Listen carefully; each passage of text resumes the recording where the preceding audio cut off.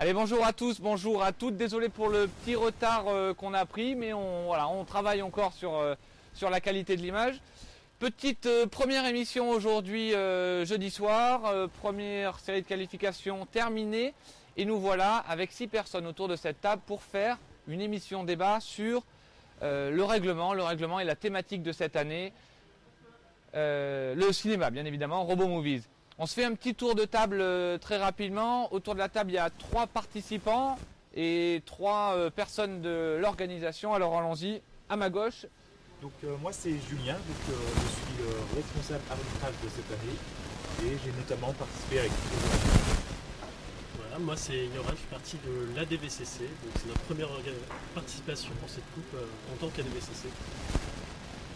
Voilà, Titus, ancien participant, bénévole, Web TV cette année. Adrien, et moi je suis un arbitre.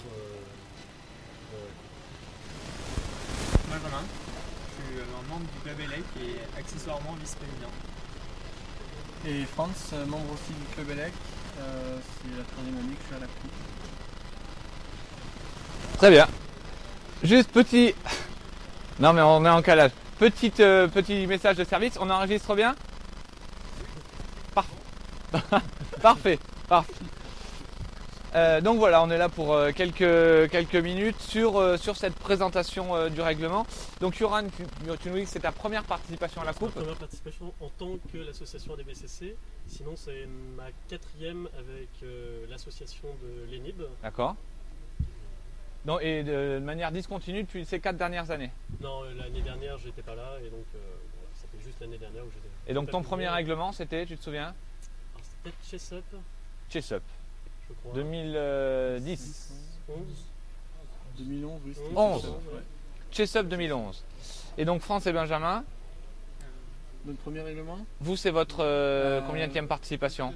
Moi c'est la 3e, ouais, j'ai commencé en 2013 donc sur Happy Birthday. Puis l'année dernière Pristobot et cette année Robo Movies. D'accord. Et moi c'est ma 2e participation. Donc, L'année dernière, Pristobot. voilà.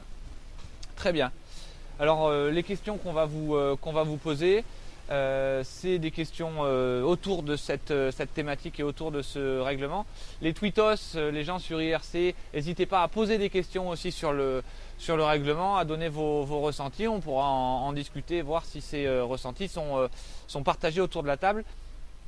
Alors première question, vous avez donc déjà participants, vous 3 participants, vécu d'autres règlements. Est-ce que ce règlement de cette année, est-ce que le cinéma, Robo Movies, est-ce que c'est un meilleur règlement que les années passées ou est-ce qu'il est moins bon et pourquoi ? Qu'est-ce qui le rend bon ou mauvais ?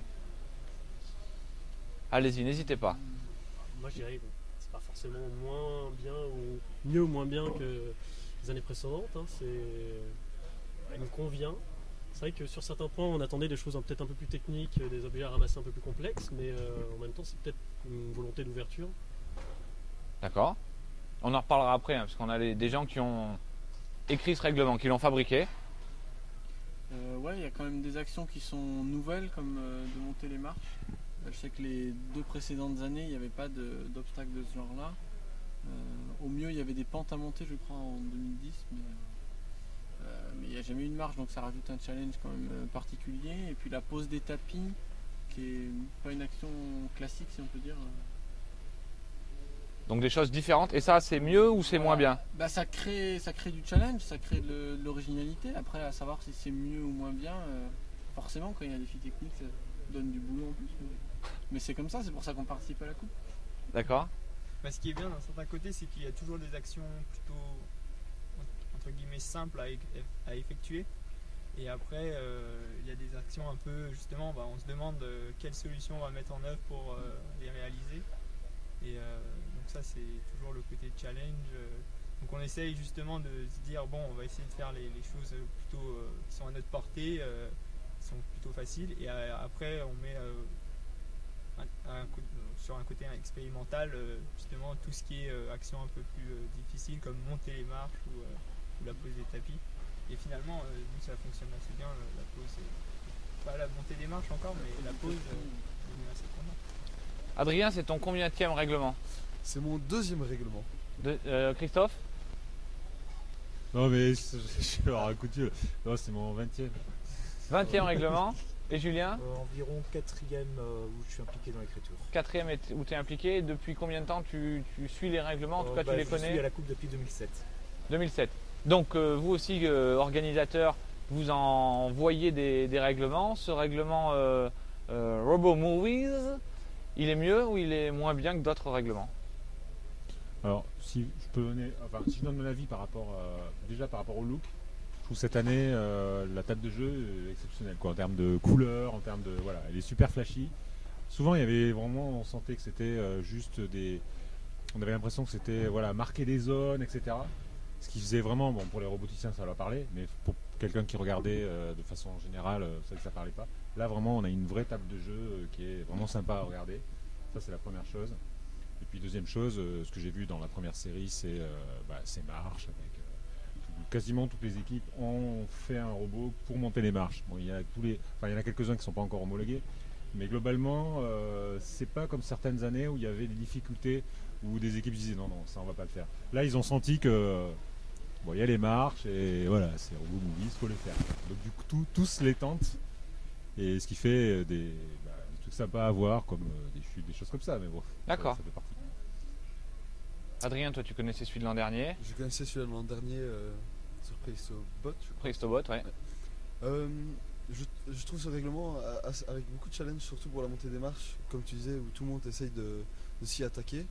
C'est pas une action vraiment facile parce que il faut gérer l'équilibrage de son robot et son point de gravité entre autres. J'ai perdu mon mot que je voulais dire, mais c'est pas grave. Et est-ce que le fait on nous dit il y a plein de challenges, donc ça vous êtes assez unis pour dire que c'est bien qu'il y ait du challenge, qu'il y ait ce challenge-là, est-ce que c'est pas excluant pour des équipes qui n'ont pas besoin de challenge, qui ont déjà besoin du challenge de fabriquer un robot qui va peut-être rouler droit? Mais il y a des actions qui leur permettront de marquer des points. Et elles sont assez nombreuses dans ce règlement, cette année. Elles sont la pose des spots, nécessairement, ça peut déjà rapporter 2 points par spot. Et il y en a 8 sur la table. C'est quoi la bonne recette, Julien, quand il faut pas exclure les équipes Oui. qui débutent ou qui sont en tout cas à un niveau technologique moins avancé, et puis garder du challenge pour les C'est ça. expérimenter? Le but, c'est on a vraiment essayé sur à peu près chaque action que ce soit accessible et pour à peu près toutes les équipes, les débutantes et tout ça, même ceux qui participent pour Eurobot Junior, où c'est des robots philo-guidés. Et on veut aussi que à peu près dans chaque action, il y a aussi un défi technique pour les équipes qui sont habituées et tout ça. Donc c'est pas évident de faire ce type d'action, tout ça, donc il faut bien réfléchir. Donc la plupart des actions, par exemple les spots ou notamment le popcorn, il suffit de pousser des éléments, tu fais déjà des points, même le tapis rouge il suffit de poser. Et par contre si tu veux faire entièrement les choses, par exemple pour les gobelets, il faut chercher dans les distributeurs, il faut essayer d'équilibrer dans les verres, et c'est quand même un assez gros défi, et c'est difficile de faire tous les points avec ça. D'accord, mais donc il y a globalement cette problématique-là quand on écrit un règlement. Tu viens de nous parler de Robot Junior, alors c'est juste un petit aparté. Robot Junior, c'est ce qu'on appelle aussi les trophées de robotique dans le territoire français. C'est la même règle, la même rencontre de robotique pour des moins de 18 ans. La seule différence, deux différences, la table elle est inclinée à 10 degrés, c'est plus difficile 10%. En soi, 10% pardon.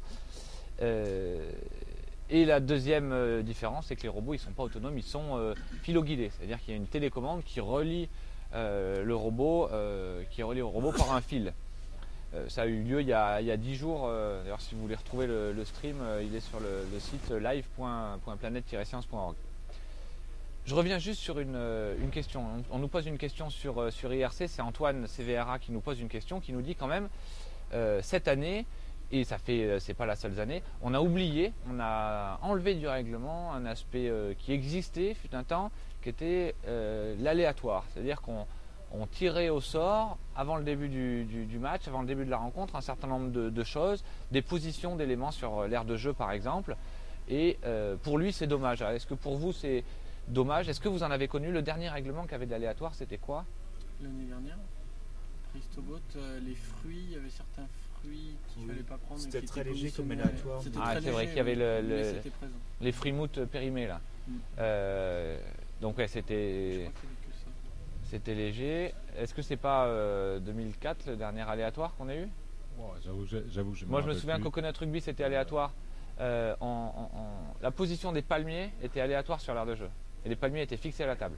Il y a eu d'autres règlements. Il y a eu aussi, par exemple, Mission to Mars où les balles étaient aléatoires. C'est vrai. Dans plein de règlements, il y a des parties qui sont aléatoires. Après, c'est Dans Treasure Island, il y avait les oui, CD c'est noirs des aussi. noirs, ouais. Mais Perso, bon, est-ce que cette composante aléatoire, est-ce qu'elle est intéressante pour vous, équipe? Et puis pourquoi est-ce qu'on l'a plus dans le règlement? C'est un choix, c'est une contrainte, c'est un oubli. Alors pour les équipes déjà, est-ce que ce serait intéressant d'avoir des choses aléatoires? C'est intéressant, mais ça reste toujours plus simple quand tous les objets ont une position déterminée. C'est sûr, ça rajoute un challenge de savoir détecter s'il y a une couleur différente, si l'objet est bien là où on veut. Selon les équipes, je pense, ça a beaucoup varié. Nous, ça nous arrange que tout soit fixe pour l'instant. D'accord. Et puis là, il n'y a pas d'éléments aléatoires dès le début du match, mais il y a quand même beaucoup d'éléments mobiles comme les pieds de spot ou les popcorns, ce qui fait qu'en fonction du robot adverse, il peut faire tomber un verre, répandre des popcorns partout, ou déplacer des spots, on ne sait pas où ils vont être. Donc C'est-à-dire ça que crée vous- quand même de l'aléatoire pendant le match. Dans la conception du robot, il faut forcément prendre en compte ces hypothèses-là de la même manière que si on Voilà, disait parce qu'on les peut spots sont tomber sur un disposés pied de aléatoirement. spot ou sur un popcorn n'importe où. Je pense que l'aléatoire, c'est quand même un point fort qui permettait justement de contrecarrer un peu les robots automates. Parce que l'intelligence du robot, c'est quand même la base. C'est de ne pas avoir juste le programme d'homologation. C'est clair que quand il n'y a pas d'aléatoire du tout, certaines équipes peuvent prendre le programme d'homologation. Voilà, le robot, il fait son parcours. À la rigueur, c'est vrai qu'on a rajouté aussi il y a la détection de l'adversaire. Mais d'ailleurs, on voit souvent des blocages, donc ça peut être très bien un robot qui attend que l'adversaire part, il fait sa trajectoire, etc. Donc c'est sûr que le côté aléatoire, ça demande d'avoir plus d'intelligence au robot. Là, ce qui compense un petit peu cette année, c'est le nombre d'éléments de jeu, et quand l'adversaire est là, normalement, voilà, on ne peut pas faire tout ça. Mais c'est vrai que si l'adversaire fait forfait, des années effectivement où il n'y a pas d'aléatoire, si on met le bon programme d'homologation qui fait carton plein, on sait qu'on va faire carton plein. Ce qui n'est pas le cas quand on fait l'aléatoire où il peut y avoir des petites différences. Et donc, plutôt pour l'aléatoire ou Moi, je contre suis l'aléatoire? toujours tous les ans un petit peu d'aléatoire. Même si c'est pas forcément énorme, mais toujours un petit peu d'aléatoire. Ce qui fait que il y a un moment où il faut détecter. Et alors Julien, pourquoi pas d'aléatoire cette année? Donc Julien, je rappelle, qui a piloté le groupe de rédaction de ce règlement, hein, donc depuis un an, hein, globalement. principalement sur ce règlement et je suis là depuis 3-4 ans. Voilà. Donc il n'y a pas de grosses raisons. Déjà le planning était assez serré, c'est vrai que c'est un truc qu'on fait en dernier, donc c'est vrai que déjà il y a eu ce point-là. D'accord. Après on évite aussi de mettre beaucoup d'aléatoires, notamment pour la scène qui met les éléments de jeu en place, ça met du temps. Point de en vue plus, logistique. donc ça prend encore plus de temps pendant les phases de match, donc c'est un point qu'on fait attention de n'avoir pas trop d'aléatoires non plus. Mais D'accord. c'est vrai que c'est bien qu'il y en ait aussi. Là c'est vrai qu'il y a quand même, avec tous les robots, il y a quand même déjà un peu d'aléatoire du fait qu'il y a plusieurs robots, pas trop. Un autre point, c'est aussi qu'on écrit encore ce pour Robot Junior. Et pour Robot Junior, clairement, l'aléatoire, ça sert à rien, puisqu'en gros, c'est des pilotes, donc ils voient directement les objets. Donc c'est vrai que des fois, on écrit plus un des règlements pour Robot Junior, plus au Robot Junior. Et donc pour Robot Junior, l'aléatoire, ça sert strictement à rien. Donc c'est un peu tous ces points-là, un peu mêlés. D'accord, mais l'aléatoire. l'année prochaine, c'est pas exclu qu'on retrouve de l'aléatoire. On n'a Non, pas c'est fait une croix exclu, dessus. non. D'accord. Bon, peut-être pas. Un autre point, une question qu'on nous pose sur IRC, c'est Goulou qui nous demande, qui trouve que la répartition des tâches entre le robot principal et le robot secondaire est beaucoup plus variée, qu'on voit beaucoup plus de tâches différentes des uns et des autres, alors que l'année dernière, le robot secondaire était bien souvent un automate, alors que cette année, on voit des robots secondaires qui sont des robots. Alors pour les gens qui nous regardent, très simplement, la différence entre un automate et un robot, c'est que le robot, il comprend des choses que l'automate ne comprend pas, il a une composante d'intelligence artificielle, si on peut dire. En tout cas, le robot, il est capable d'interagir et de détecter des choses dans son environnement. L'automate, il ne détecte rien, il fait une suite d'actions prédéfinies.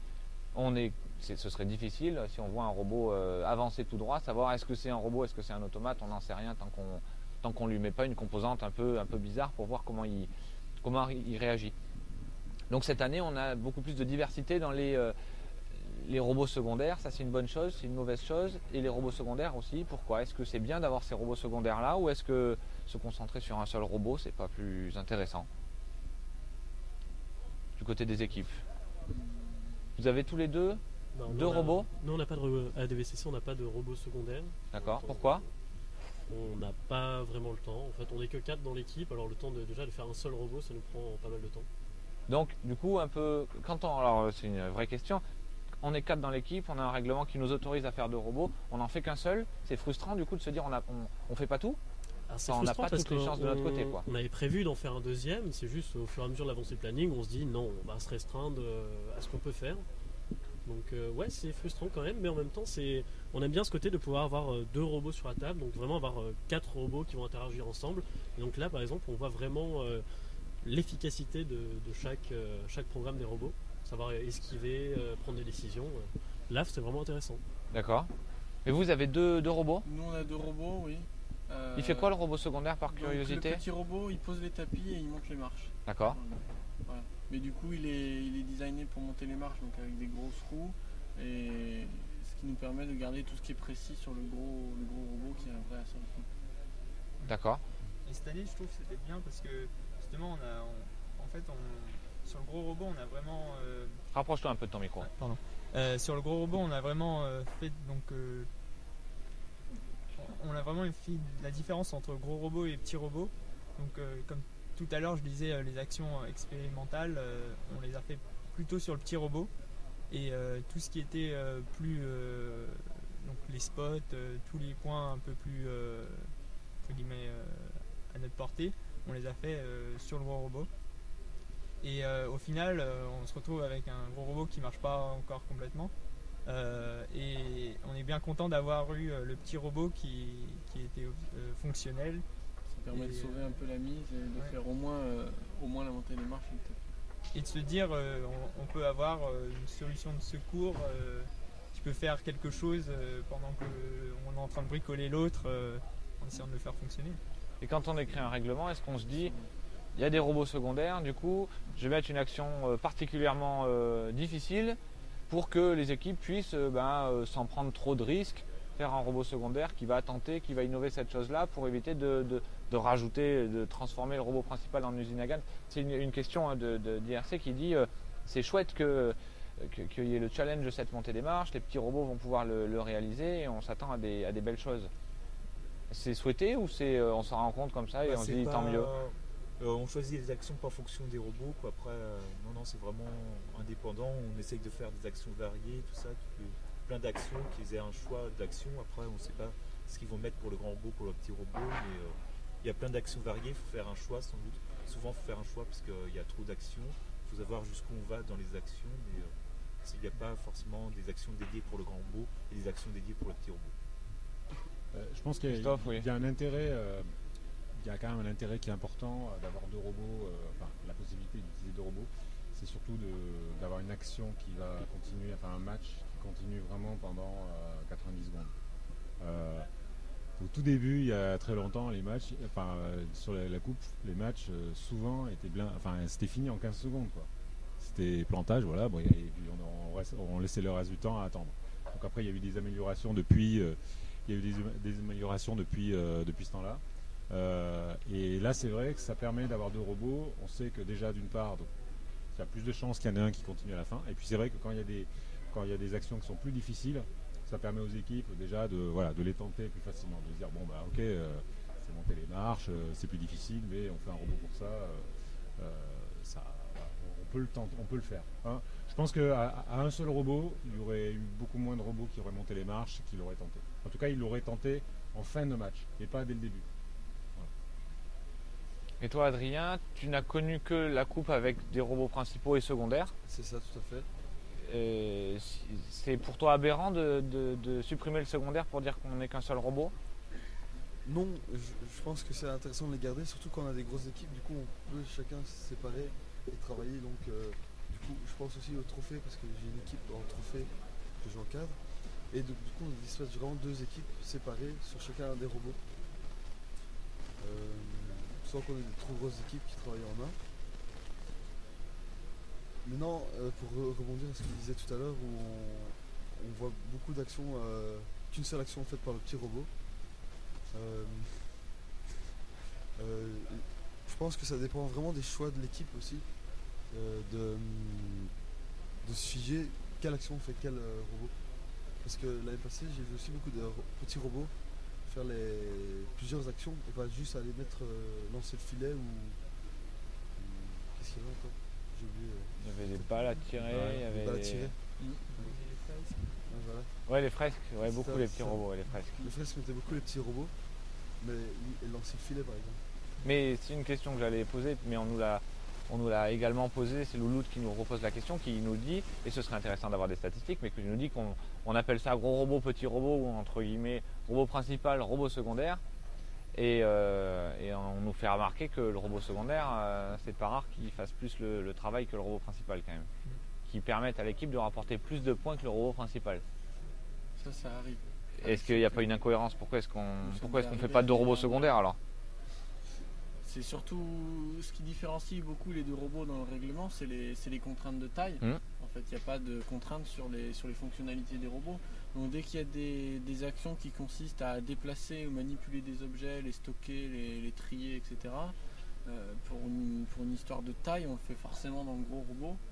Et du coup, le petit qui va aller, comme l'année dernière par exemple, poser des fresques ou lancer des balles, ça se fait plus facilement sur le petit robot. Ouais, d'accord.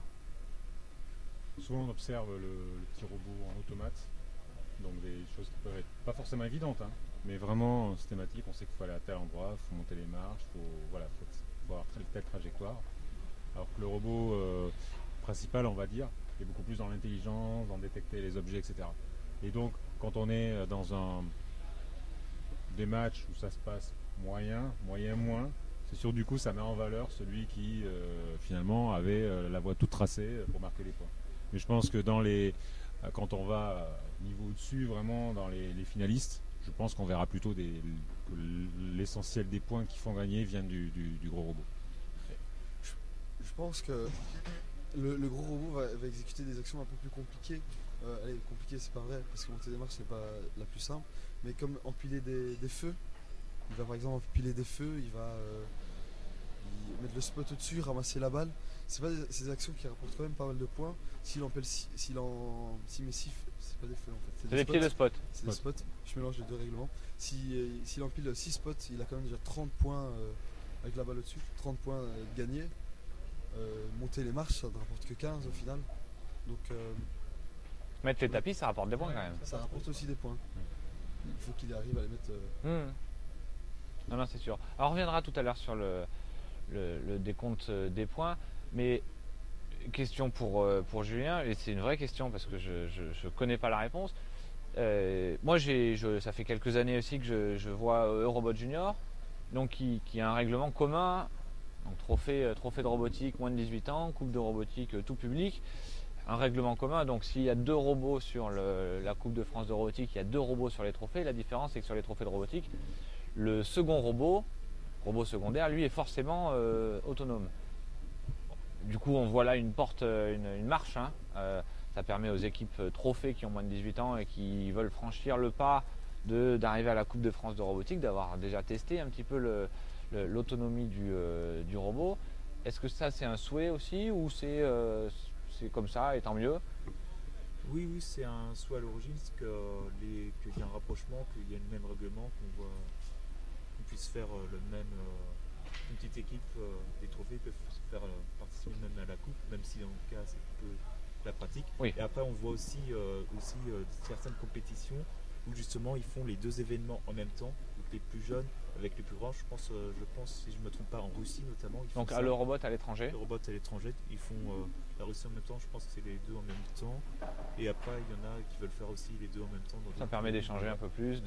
C'est ça, d'échanger un peu plus et de voir quand même qu'il y a différence. On ne fait pas les mêmes choses avec les 2 robots. Il y a des choses qui sont plus simples pour les juniors et qui plus dures pour la coupe, et inversement. Donc, c'est intéressant de voir les différences.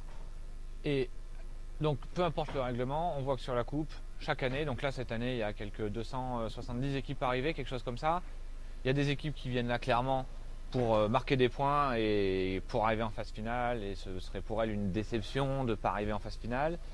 Il y a des équipes qui viennent là pour s'homologuer, mais parce que l'objectif est peut-être plus bas. Il y a des équipes qui viennent là pour s'amuser, et il y a des équipes qui viennent là pour innover, hein, pour essayer de marquer 3 points dans le match. Si on a réussi, etc., on est content. Alors vous déjà, vous côté de l'INSA de Lyon, vous êtes plutôt quel côté? Plutôt pour le challenge, plutôt pour l'objectif, marquer des points. marquer des points. Donc votre objectif c'est d'essayer d'optimiser les robots pour arriver dans le plutôt haut de classement. Dans le haut de classement, ouais, en essayant de faire toutes les actions le mieux possible. D'accord, Globalement, Oui. c'est ça. d'accord. Et du côté de l'ADVCC, Alors nous, c'est, je dirais peut-être pas innovation, mais c'est vraiment tester des briques qu'on va mettre en place pour les prochaines années. donc on c'est a de la clairement, construction sur le long terme. Voilà, on dit on va tester tel système cette année, on va voir comment ça se déroule, comment ça se passe en conditions de coupe, parce que ça marche souvent très bien chez nous. Forcément. Voilà, donc c'est vraiment cet objectif-là, mettre en place des systèmes sûrs pour les prochaines années. Et la question qu'on se pose, c'est sur un règlement comme celui de la Coupe de France de robotique. On dit on veut permettre aux plus modestes de participer, de réussir à marquer des points. On veut permettre aux plus expérimentés de continuer à avoir du challenge, des choses comme ça. Est-ce qu'il faut que le plus gros des points soit dans le côté challenge, dans les choses difficiles, ou est-ce qu'il faut que le plus gros des points soit dans les choses faciles? Sous-entendu, pourquoi est-ce qu'on ne dit pas qu'un clap c'est 40 points? Puisque les équipes qui sont expérimentées se départageront de toute façon sur les pop-corn et sur le reste. Pourquoi est-ce qu'un clap c'est pas 50 points, justement pour obliger aussi de faire cette action qui paraît peut-être simple, mais Notamment, ce qu'on a voulu faire, c'est que à peu près chaque action rapporte à peu près le même nombre de points. Notamment, moi, comment on a déterminé le point. Par exemple, on a vu des équipes, on a estimé ce que pouvait faire une équipe moyenne. On a estimé aussi ce que pouvait faire une équipe très grosse. Et au final, on a essayé que pour une équipe moyenne, il n'y a pas une action qui vale 2 fois plus que l'autre, en gros. Et D'accord. pareil pour les grandes. équilibrer Après, les différents types ouais, d'actions. Après, c'est pas forcément réussi puisqu'on n'a pas vu encore les matchs tout ça. Donc cette année, c'est vrai que par exemple, j'ai vu les pop-corn, c'est pas forcément, ça porte pas forcément beaucoup de points, donc c'est peut-être un peu délaissé. Mais du coup, peut-être que j'ai remis plus de points, mais c'est un peu ça le principe. Et alors, Que question- chaque action soit équilibrée pour que tout le monde puisse se retrouver, tout ça. Question directe pour les deux équipes du coup qui sont là. En septembre, c'est la rentrée de la robotique, c'est la sortie du règlement. Vous prenez le règlement, vous allez brainstormer pendant, j'imagine, quelques heures, quelques jours, quelques semaines, pourquoi pas, pour savoir quelles sont les actions que vous allez prioriser. Et donc là, il y a un calcul qui est fait en termes de rentabilité, temps de développement passé sur le robot, point qui va nous faire gagner. Ah oui, Il y a un vrai calcul comme ça. Oui, largement. Ah On oui, voit, le calcul on répartit. on voit les actions les plus simples à faire qui rapportent le plus, et puis bon, on se lance dans les prototypes, voir ce qu'on va faire, vraiment tout le prototypage là-dessus. Donc ça veut dire que si on ressort le règlement en disant la montée des marches c'est plus 15, c'est 75, et le popcorn c'est plus 1 point par popcorn, c'est 5, on a des robots totalement différents à la coupe. Oui, C'est Peut-être possible. pas En ce qui vous totalement concerne. différent, mais les actionnaires risquent d'être différents. les C'est vrai que stratégies les vont priorités changent changer, quand même. Et il n'y a pas une volonté de, chez vous en tout cas, de se dire cette action elle est très mal payée mais elle serait quand même rigolote à faire. Passons du temps dessus quitte à du coup marquer moins de points.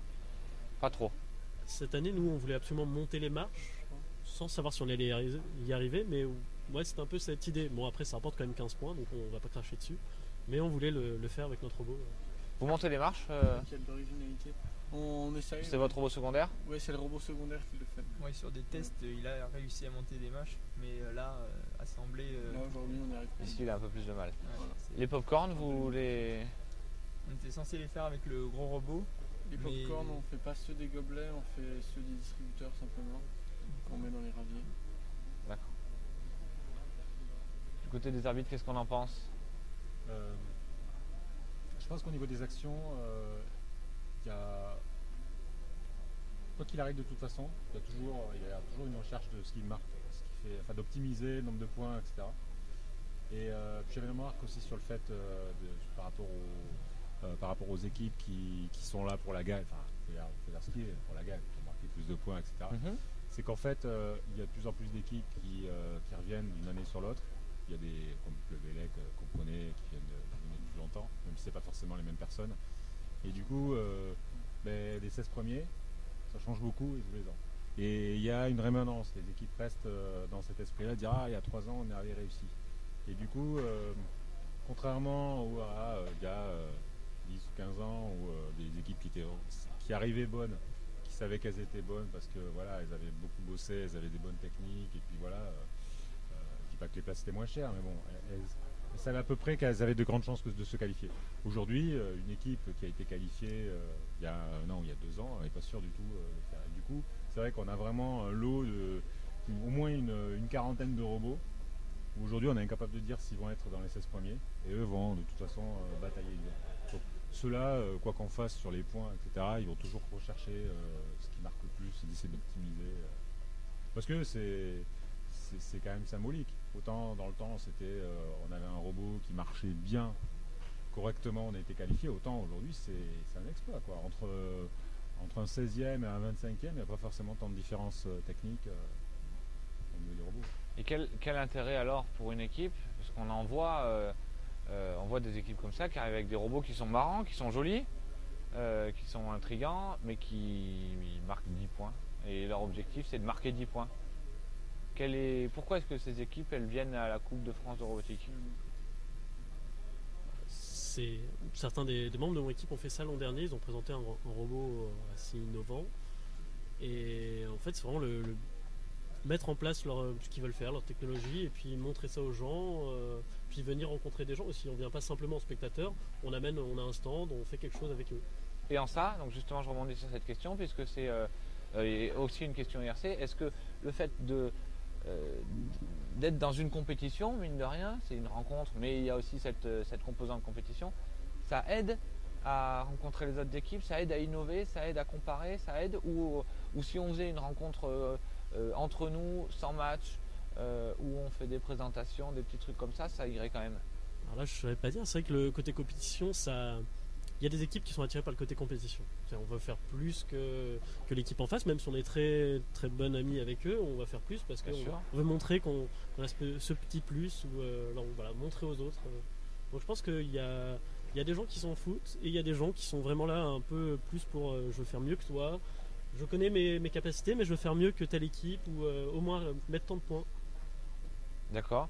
Et donc, je vais poser une question claire à Club Elec. Est-ce que, du point de vue de votre école, c'est une question qu'on nous pose sur IRC, vous avez la pression du résultat? Imaginons que l'INSA de Lyon, pendant 5 ans, votre école vous donne de l'argent?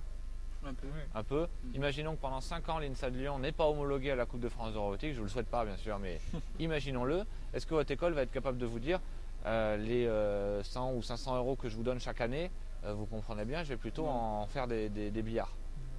Non, parce qu'on n'a vraiment aucune pression. Peut-être, je dis pas assez, mais presque. Enfin, je veux dire, ils sont pas derrière nous pour les résultats. On est vraiment très très indépendants. On fait ça complètement dans notre temps libre. On a du soutien financier, évidemment, c'est déjà super. On remercie l'INSA pour ça. Mais c'est tout. Enfin, je veux dire, il n'y a pas des profs qui vont venir derrière nous surveiller ce qu'on fait pour dire il faut que vous soyez homologué, il faut que vous fassiez un bon résultat, etc. Ça, ils sont assez indifférents. Et quand vous cherchez des sponsors, est-ce que vous avez d'autres sponsors? Pour les sponsors extérieurs, c'est vrai que c'est quand même mieux de dire qu'on a eu des bons résultats les années précédentes. Parce que c'est plus facile de valoriser le fait qu'on était 16e sur 200 que de valoriser le fait qu'on a intéressé plein de gens? Voilà, c'est ça. Ouais, ça, on est d'accord avec ça là-dessus. C'est plus, en tout cas d'un point de vue extérieur, pour quelqu'un qui ne connaît pas la coupe. Des entreprises. Alors que pourtant, heureusement, il y a d'autres organismes qui nous sponsorisent et qui se basent pas là-dessus. Je pense qu'entre école et entreprise, c'est pas le même état d'esprit. L'école, elle va plus regarder ce que ça peut apporter aux étudiants, à ceux qui participent à l'association, ce que ça peut leur apprendre de nouveau, qu'on n'apprend pas forcément en allant en cours. Et les entreprises, peut-être, là, voient plus le côté pour leur image, voir ce que ça peut Oui, leur apporter en termes de communication. Donc là c'est sûr, là ça peut jouer un peu. On le voit ici aussi un peu avec les écoles privées, souvent elles sont plus d'attente de résultats.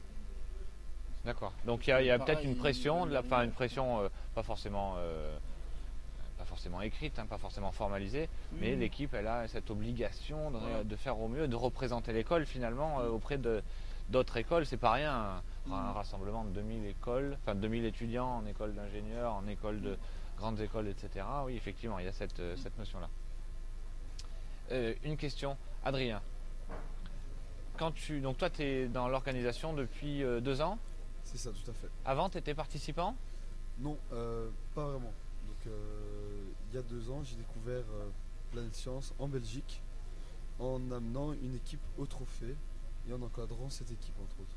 Et donc, quand tu arrives à la coupe, cette année ou l'année dernière, par exemple, qu'est-ce qui te fascine globalement? Qu'est-ce qui t'intéresse? Est-ce que c'est des robots qui sont très efficaces parce qu'ils sont dans le trio de tête ou parce qu'ils sont particulièrement haut dans le classement, ou est-ce que c'est des robots qui sont plutôt... Alors, je dis pas que innovation rime avec inefficacité, mais en tout cas, des robots qui sont très innovants, très particuliers, même si des fois, ils ont des résultats plutôt risibles vis-à-vis d'un classement général. Il y a les 2 points qui m'intéressent vraiment. Alors, il y a le côté vraiment dans ceux de tête de classement, on va retrouver quoi? On va retrouver toute l'intelligence artificielle qui est derrière, de retourner les feux, le côté un peu spécifique du robot. Vraiment, cette recherche d'optimiser ses déplacements et tous ces calculs derrière. Mais après, à côté de ça, il y a vraiment tous les robots qui marquent peut-être pas de points, qui marquent qu'un seul point parce qu'ils ont fait tomber ou pousser un spot dans ce cas-ci, mais où on a été rechercher un autre aspect, une autre méthode de monter les marches par exemple, pour ce robot-ci. L'année passée, on avait un robot qui se déplaçait, je l'appelais le robot araignée. Voilà, c'est toutes des nouvelles technologies, des choses qu'on n'a pas l'habitude de voir. Donc vraiment, les 2 aspects sont assez intéressants à pouvoir suivre et que je trouve vraiment intéressants et à découvrir, quoi. Et donc, Et les nouvelles technologies, j'ai oublié aussi. oui, Et moi je dirais que en fait, même ceux qui font la compétition, justement, on peut voir beaucoup d'innovation dans les robots. Là, il y en a qui font juste pour l'innovation, mais je trouve que l'innovation est un peu dans tous les robots. Et c'est un peu comme ça qu'il a été conçu le règlement aussi. C'est un des objectifs que je me suis fixé dans le règlement, c'est d'avoir de l'innovation. Notamment cette année avec la montée des marches, justement on a beaucoup d'innovation puisque c'est un nouveau défi et chaque équipe a essayé d'imaginer comment monter les marches, et du coup il y a beaucoup de solutions qui ont été trouvées et des solutions, plein de solutions innovantes qui ont été apportées, et c'est intéressant de voir le jour J toutes les équipes, comment les autres ont fait et tout ça. Il y a pareil un peu pour les distributeurs popcorn, il y a peu d'équipes qui le font, mais pareil, comment récupérer les balles, comment on va gérer le gobelet, tout ça, c'est assez intéressant. et donc cette année, il y a des équipes qui sont là pour la compétition, il y a des équipes qui sont là pour le jeu, il y a des équipes qui sont là pour le fun, il y a des équipes qui sont là pour épater la galerie et pour être innovants, il y a des équipes qui sont là pour passer un bon moment avec des gens et qui en passent déjà un bon moment depuis 10 ans.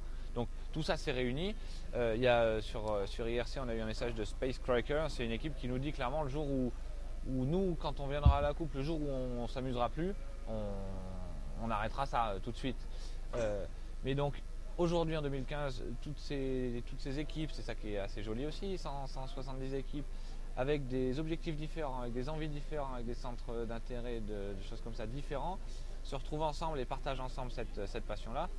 Est-ce qu'on peut dire que peu importe le règlement, cet esprit-là il va rester, ou il y a des règlements qui sont capables d'appuyer sur ça ou de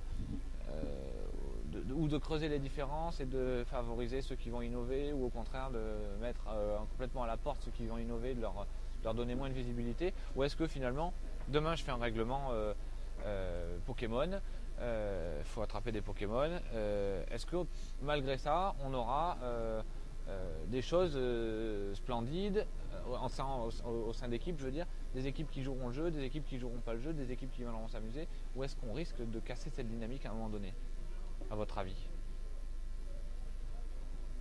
Parce que vous dites vous venez pour le challenge, ça fait 4 ans que tu participes, c'est ça? 3 ans? Ça fait 3 ans que tu participes pour le challenge? Oui, pour le challenge. Oui. Est-ce que tu penses que dans Essentiellement. 10 ans, tu seras encore à la coupe? Comme ça, imaginons. Peut-être pas 10 ans, mais 5 oui, ans. dans les années à venir, sûrement. Et est-ce que c'est toujours le challenge qui te motivera d'après toi? Oui. Parce que tu es comme ça et parce qu'au sein de l'équipe, c'est une motivation que vous avez? Ouais, parce qu'on a envie de réussir, quel que soit le règlement, j'ai envie de dire. Après, le règlement, on l'aime bien parce qu'il est original, parce qu'il y a des noms sur les actions, etc. Si c'était déprimant à souhait, on ne viendrait pas faire la coupe. Mais on sait que chaque année, le règlement est original, donc on fait confiance aux gens qui écrivent le règlement justement pour ça.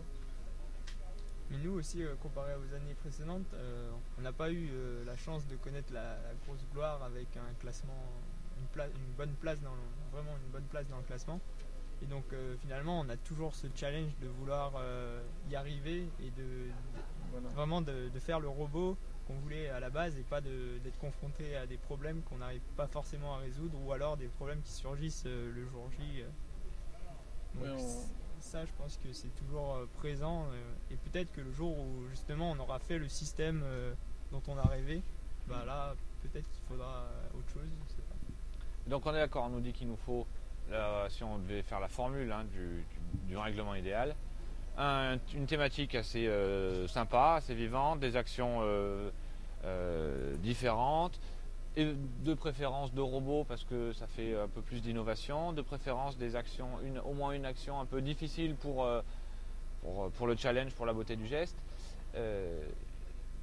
Pourquoi pas de l'aléatoire parce que ça rajoute encore de la difficulté. Souvenez-vous, je ne sais pas si vous vous souvenez ou pas, mais je vais prendre l'exemple des règlements peut-être 2005 et avant, globalement depuis avant 10 ans, on avait très souvent un règlement avec un unique élément de jeu. 2004, c'était le coconut rugby. Il y avait des balles de rugby, c'était le seul élément de jeu de la table. Et c'était la seule action, entre guillemets, il y en avait 2 actions, il fallait les pousser dans les buts ou mettre des drops. C'était à comprendre pour le public, en 10 secondes, on avait compris. Aujourd'hui, il y a des claps, aujourd'hui il y a des pop-corn, aujourd'hui il y a des tapis à mettre sur les marches, il faut monter les marches, il faut faire des spots, éventuellement rajouter une ampoule sur le spot. Est-ce que cette complexité relative, on n'est quand même pas... Est-ce que cette complexité relative elle est bonne, cette diversité elle est intéressante ou au contraire, moins on a d'actions et mieux on s'y retrouve et plus on peut cibler les efforts, moins on a d'éléments de jeu plus on peut cibler les efforts sur des objectifs qu'on se donne, des objectifs techniques. C'est vrai que quand il y a peu d'éléments de jeu, en fait, on peut cibler et faire une seule chose, c'est pas mal, mais en même temps, si c'est quelque chose qui nous plaît pas, par exemple faire de la balistique, La balistique c'est des tirs, c'est des jets envoyer une d'objets. balle, faire un drop, ça limite beaucoup. C'est vrai que là, ça ouvre pas mal de possibilités aux gens s'ils ont envie d'essayer quelque chose, s'ils ont déjà un système prévu pour pousser ou récupérer des objets. C'est vrai que c'est plus ouvert, mais un système avec un objet unique ou 2 objets avec peu d'actions, ça fait peut-être des matchs dynamiques. C'est ce que j'ai l'impression un peu dans les images que j'ai vues de Coconut Rugby. En même temps, c'était peut-être très filtré. On a vu peut-être les meilleurs matchs. Moi, je suis un des rares nostalgiques de cette époque. Parce que la plupart disent non, c'était trop. Je trouvais que c'était un petit peu, dictatorial, disons, la façon dont VM Production gérait, notamment Nicolas Cozzal. Moi j'aimais bien ce côté, il disait non, nous on fait de la télé, faut qu'on sache qui a gagné. Donc en fait c'est vrai que sur des règlements comme Coconut Rugby, c'est clair, il fallait qu'on puisse commenter en direct, dire voilà, 3 à 4, il y a un but, 5 à 4, 3 à 4, 4 à 4, 5 à 4, et puis à la fin voilà. Et ce qui se passait en fin de match, c'était, il y avait le commentateur, et puis il faisait un coup d'œil discret à l'arbitre-chef qui faisait toc, un petit coup de tête, ok on savait que c'était bon, et tout de suite on savait que c'était gagné. Ça pouvait passer à la télé. Aujourd'hui, là, c'est très difficile. Passer ça à la télé sur une chaîne, c'est difficile. Il faut monter, faut mettre des petits encadrés en disant mais même en mettant les points, c'est difficile de savoir. Moi, je suis un peu nostalgique de cette époque. C'est vrai que c'était difficile à vivre pour les bénévoles à l'époque de Planète Science parce que ça faisait un peu genre, on sortait une idée, on avait l'impression que tout était à balayer d'un revers de main. Mais c'est vrai que ça a fait des règlements où c'était clair. Alors on reviendra là-dessus. Il y a un règlement par exemple que je pense qu'on pourrait toujours le ressortir, qui était génial je trouvais, c'était la sorte de balance, mais qui n'est pas une balance Robert Val, c'est-à-dire une balance qui est un peu comme une balençoire, juste une planche La avec balançoire. une balançoire, où on met des objets de chaque côté et puis à la fin on a une aiguille et puis on sait exactement qui a gagné. On l'a eu ça sur les trophées. Oui, on l'a eu sur les trophées il y a longtemps. La balançoire d'ailleurs. Ça Mais s'appelait. je veux dire, l'avantage de ce règlement, c'est que ça peut mélanger en même temps le fait qu'il y a plusieurs objets possibles, il y a plein de choses possibles, mais à la fin, voilà, à coup d'œil, on sait tout de suite qui a gagné, quoi. Et c'est vrai que je suis un peu nostalgique de cette époque où tout de suite c'était visuel, quoi. Le public tout de suite il comprenait, il n'y avait pas besoin de tergiverser, il n'y avait pas de voilà, tout de suite. C'est juste la seule vérification, donc c'était effectivement dans des cas d'égalité, des cas un peu limites, où il y avait voilà un petit coup d'œil à voir avec l'arbitre, l'arbitre disait attendez, il y avait concertation, ça durait 10 secondes, l'arbitre chef il voyait avec les arbitres, c'est nous un peu comme voilà, ils font au basket, tac, ok, gagnant, machin. Et puis on se concentrait surtout effectivement, surtout sur les phases finales, qui gagnait, qui n'avait pas gagné. Le reste, bon, le score c'était pas forcément important. Et à votre avis, cette diversité, elle est intéressante ou une seule action, enfin un seul élément en tout cas, pourrait, je sais pas, amener plus d'interactivité ou plus C'est vrai de. que nous, on n'a pas connu l'époque où il y avait où il y avait que une ou deux actions. C'est vrai que là il y en a 4 ou 5, donc c'est vrai que ça fait beaucoup. À mon avis, il faudrait pas qu'il y en ait plus parce qu'après ça deviendrait trop. Enfin, on pourrait de toute façon ne pas toutes les faire. Non, je me suis mal exprimé. On pourrait pas toutes les faire de toute façon. On voit bien que cette année, ou même les années précédentes, il y a des robots qui font pas toutes les actions parce que déjà en 90 secondes, on n'a pas forcément le temps, ou on n'a pas forcément la place sur la table de mettre beaucoup d'éléments de jeu. Donc c'est vrai que là, le nombre d'actions comme on a cette année, c'est assez idéal. D'accord. L'avantage d'avoir un grand nombre d'actions, je pense, c'est on peut quand même essayer de faire un robot modulaire. Parce que si on impose par exemple de faire une action bien spécifique, l'architecture du robot sera conditionnée par cette action. Et ce qu'on essaye justement de faire, c'est de faire un système qu'on puisse porter d'année en année, donc avec des cartes spécifiques. Et après, on fait communiquer les cartes entre elles. Et le fait d'avoir plusieurs actions, on sait que d'une année à l'autre, on va retrouver une carte, par exemple, je sais pas, cerveau moteur, ascenseur, etc. Et je pense que peut-être le fait d'avoir qu'une seule action, ça gênerait le fait de pouvoir porter son système d'année en année. Je pense qu'il y a beaucoup d'équipes comme la nôtre qui essayent d'atteindre un espèce de régime permanent où la technologie elle est faite, elle est fixée et on essaye au maximum de la réutiliser d'année en année. De développer des cartes génériques, de commencer à travailler sur la coupe de l'année d'après avant même d'avoir eu le règlement. Faire des choses qui sont indépendantes des actions. Et donc, Julien, question. Christophe nous disait pour le spectacle, pour la télé, pour le public, c'était plus visuel, en tout cas plus simple et plus rapide. Ça a accéléré les matchs quand même, de pas passer le temps à calculer notamment les résultats.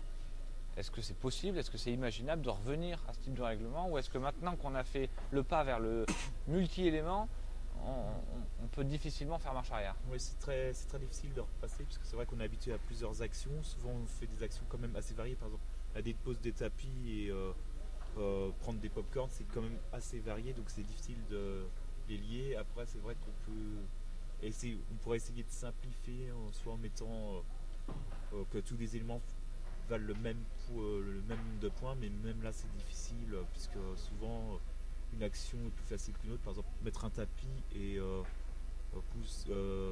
fermer un clap, ça vaut pas forcément le même nombre de points. Donc on a essayé de trouver, mais on n'a pas trouvé de choses assez évidentes pour rendre un règlement plus simple. Mais c'est vrai que c'est un des problèmes du règlement de cette année, de ces dernières années, c'est qu'il est pas forcément très compréhensible déjà pour ceux qui connaissent pas le règlement, et c'est pas non plus très évident de savoir vite fait le vainqueur.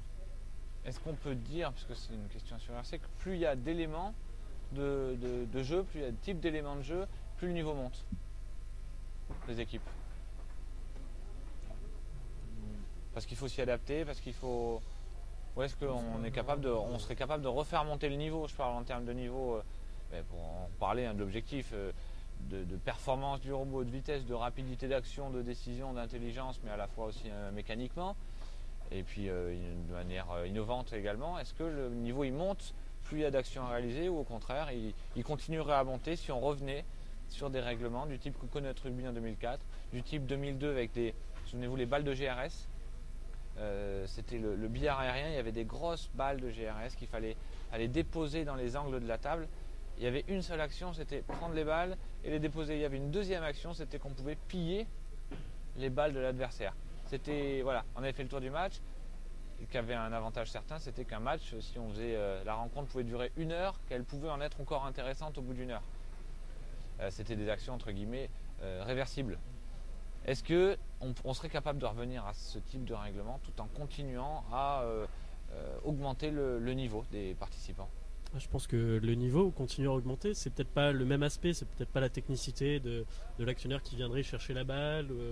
Ce serait peut-être plus au niveau intelligence entre guillemets, savoir les stratégies adoptées et finalement détection, savoir que l'autre a des points, comment je vais lui voler.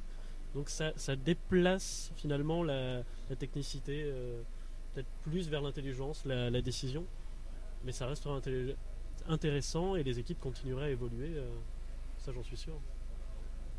Adrien, si demain tu devais faire un règlement, déjà quel serait le thème? Oh, Ah ah! c'est une grande Vous question. pouvez ça. commencer à y réfléchir autour de la table parce que la question sera posée. Imaginez que vous êtes, vous pilotez de l'année prochaine, enfin dès aujourd'hui d'ailleurs, le groupe de rédaction du règlement de la Coupe 2016. On le rappelle, c'est des bénévoles qui travaillent dessus toute l'année en groupe. C'est un règlement qui est utilisé en France et aussi à Eurobot, donc au niveau international. Des bénévoles qui travaillent pendant plusieurs mois avec des briefings, des choses comme ça pour décider d'une thématique, d'action. En général, il n'y a pas qu'un seul règlement qui est proposé. En général, il y a plusieurs thématiques. Il faut faire des choix. Il faut imaginer avec chaque thématique quelles seront les actions qu'on pourra mettre en place derrière, et quels seront les éléments de jeu à utiliser. Une thématique qui te ferait particulièrement plaisir. Une brasserie qui ferait la bière, et puis Ouais, d'autres, voilà. des robots qui la consommeraient la bière. On a un point de règlement qui veut l'interdire, c'est les liquides, mais pourquoi pas. 2016, qui- la brasserie. Ou un truc qui nous distribue des bonbons, tiens, voilà. Un distributeur 2016, de le pâtissier, C'est ça. le confisier, le confiseur. confiseur, ouais. Ça passe, confisier, c'était. C'était pas mal. Benjamin, Personnellement, pour 2016, bien devant le micro. le thème, non, je sais pas trop. Enfin, j'ai pas trop réfléchi justement à cet aspect-là. On reste sur Robo Movies maintenant, du coup, Ouais, c'est ça. on part 10 ans là-dessus. Non, Allez, 2016, l'année de. Robo X 2. Non, parce que souvent ça a été ça. Ça a été, Ah, tu cherchais pas une rime? Non, non. Non, mais, par exemple, le foot, c'était parce que c'était en 98. Il y a eu des thèmes comme ça. Il y a eu l'espace, c'était 2001. C'était de l'espace. Oui. Voilà. Ce genre de choses. Il y a Donc, eu. 2016, je sais pas ce que c'est l'année de quoi. Parce que Il y souvent, a eu il y a une Mission thématique. to Mars, il y avait bien un lien avec l'actualité. Il y a eu, qu'est-ce qu'on a fait pour l'année Happy mondiale de Birthday, l'astronomie? Il y avait quelque chose. Happy Birthday, c'était les 20 ans de la C'était les coupe. 20 ans de la coupe. Donc oui, là, Robo Movies, 2015 Parce que a un c'est lien avec le cinéma. Parce que c'est calme en ce moment, c'est pour ça. Je pense pas, quoi. C'est un thème qui traînait depuis quelques années, qui nous tentait bien. Les Christobot, non, il y avait pas de- C'est ça. Préhistobot non plus, il n'y avait pas 2014, c'était pas l'année internationale de la préhistoire ou du silex. C'est surtout des thèmes Je savais pas, au qu'on niveau trouve- du développement économique, c'était la préhistoire. c'est surtout des thèmes qu'on trouve assez ludiques, et il y a certains thèmes qui reviennent un peu comme ça, et certains thèmes ils viennent un peu de nulle part, et on dit au début ah bah c'est un règlement bête, tout ça, par exemple l'île aux pirates, quoi, ou un truc comme ça, Treasure Oui. Island. On dit ouais, c'est L'île un au thème, trésor, ouais. c'est une idée à la con en gros, et au final c'est ça qui a été choisi au final, donc ça peut c'est assez varié. Donc on va se faire un petit tour de table quand même. Juste si on faisait un robot, sans parler des bonbons, si on faisait un robot, pourquoi pas en mode la brasserie, des liquides sur l'aire de jeu, c'est envisageable?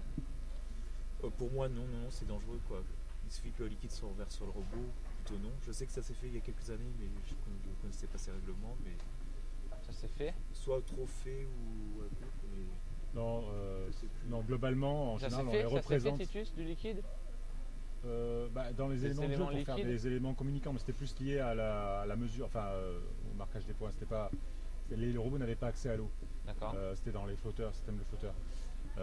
Donc globalement, je pense que la coupe doit rester dans ses fondamentaux. Il y a des concours de robots sous-marins, il y a des concours de robots avec de l'eau, il y a des concours de robots volants. Je pense qu'il faut rester dans les fondamentaux. Et c'est vrai que représenter l'eau, c'est pas mal.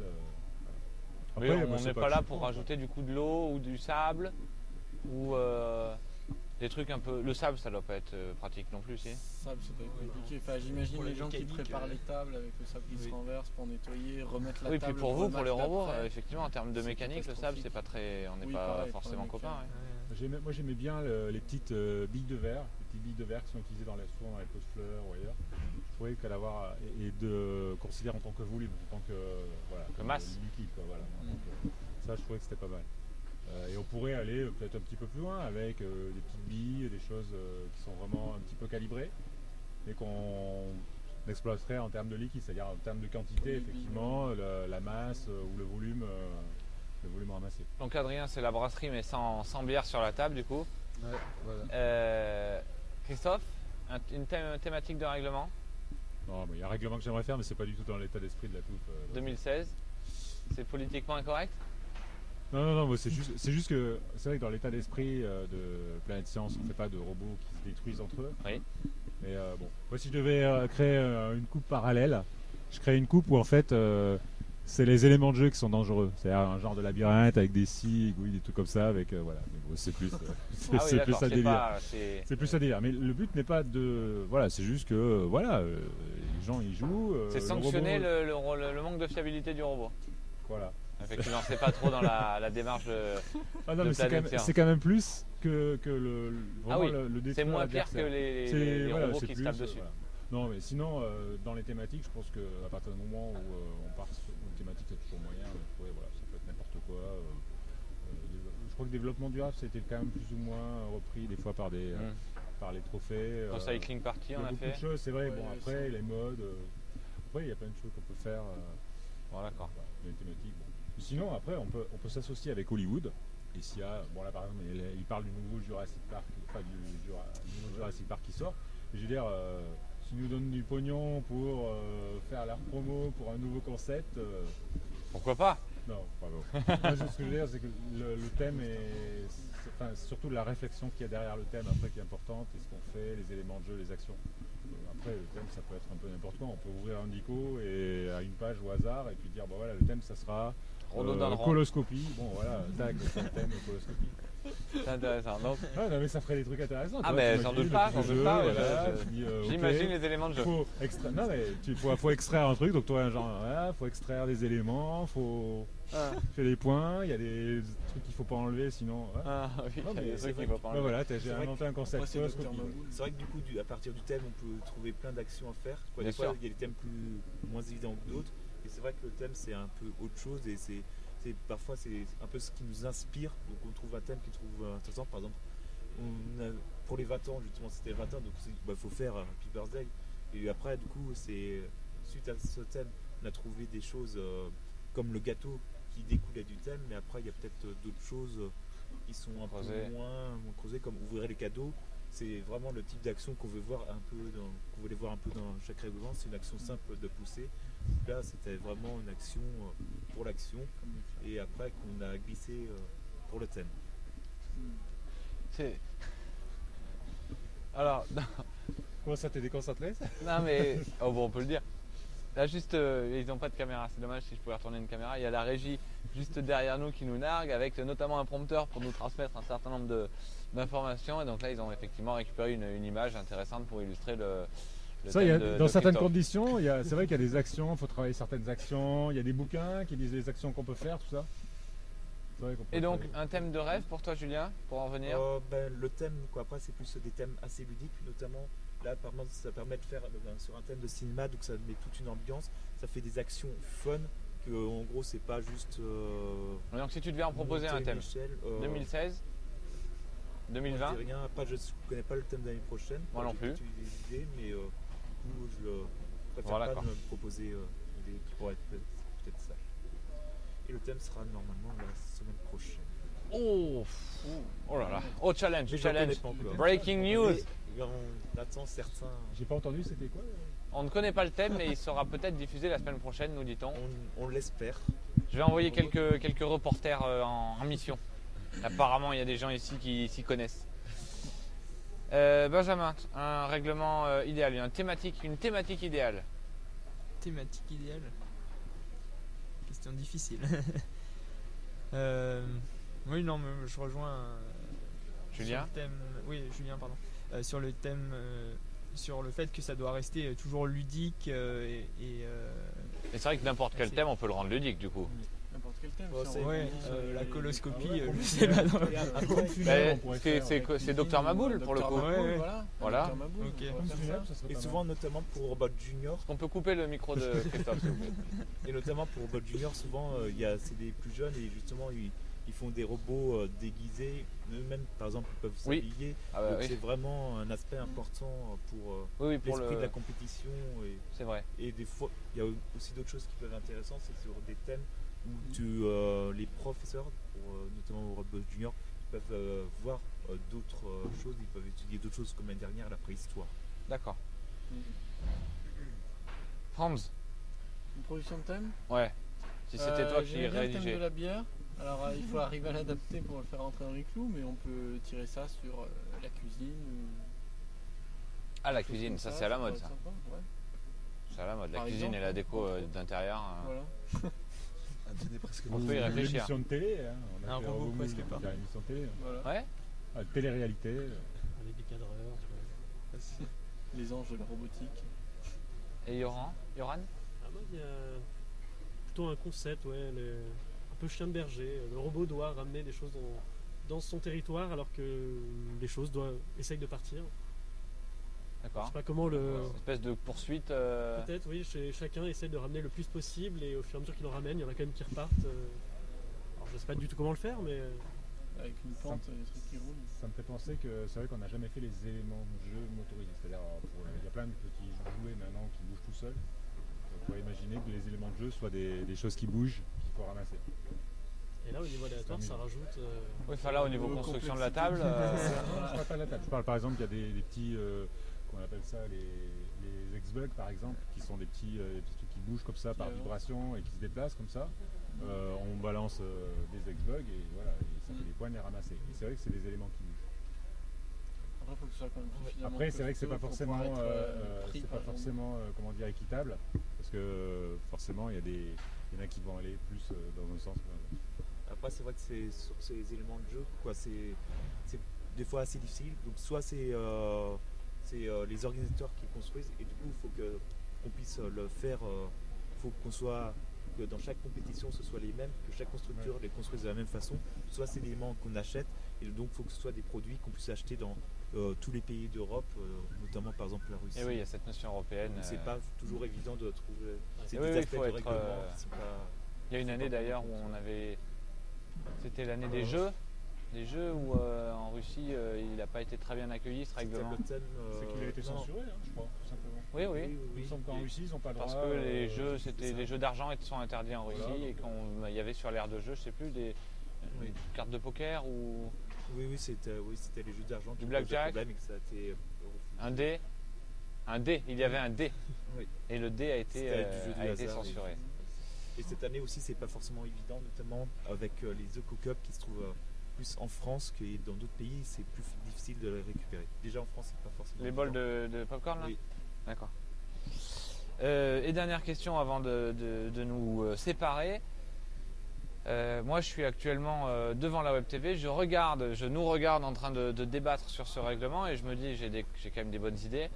Et pourquoi est-ce que moi je ne serais pas le prochain Julien? Donc là, on nous dit que le thème 2016 il est trouvé, donc je commence à réfléchir sur le thème 2017.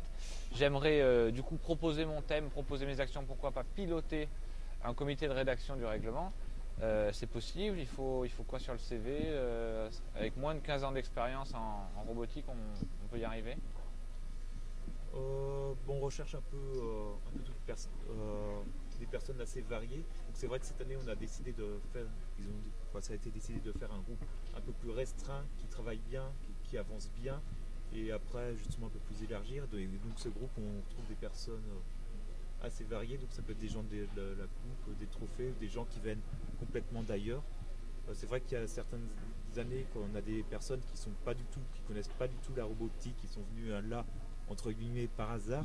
Et c'est vrai que ça permet d'avoir un regard nouveau. Donc c'est vrai qu'on essaye d'avoir des gens expérimentés, des gens qui ne se connaissent pas, qui donnent un vie extérieure, des gens expérimentés. Et si jamais tu travailles sur le thème, parce que j'imagine 2016, on nous a fait la breaking news, on sait que le thème sera dévoilé la semaine prochaine, j'imagine donc qu'il est fixé, je l'imagine. Du coup, on peut proposer sur 2017, sachez-le, sur IRC, on vous propose la fête foraine, un thème avec de la pêche au canard. Là, les canards qui s'enfuient de la canne à pêche, voilà. Du tir sur des ballons.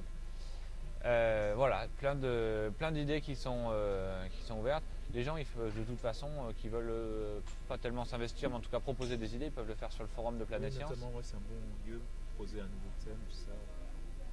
Très bien. Est-ce qu'il y a un petit mot de la fin pour conclure sur ce Robo Movies dans la thématique? Est-ce que globalement, on n'a fait qu'une série de matchs, donc on ne peut pas juger de la qualité. Puis il y avait 100 équipes homologuées, je crois exactement, 50 matchs, 99 homologués. 100, ouais. Donc on n'est pas encore au rythme de croisière où on attend plutôt combien, 140 homologués j'imagine, oui. dans ces eaux-là. Oui, c'est 150 je crois l'année dernière. 150 homologués, donc voilà, on ne sait pas encore si ce règlement il est réussi dans ce sens-là, parce que c'est ça aussi réussir un règlement. Si on fait un règlement en 2016 et qu'il y a 180 équipes qui arrivent et 15 qui sont homologuées, c'est qu'on a eu un problème. Il y a eu des années catastrophes, des années avec 40%, je crois que je dis pas de bêtises, de personnes qui n'arrivaient pas à passer l'homologation. Non, même pire que ça. La pire année, c'est là où la deuxième année où je participais, ça va pas me rajeunir, c'était en 97.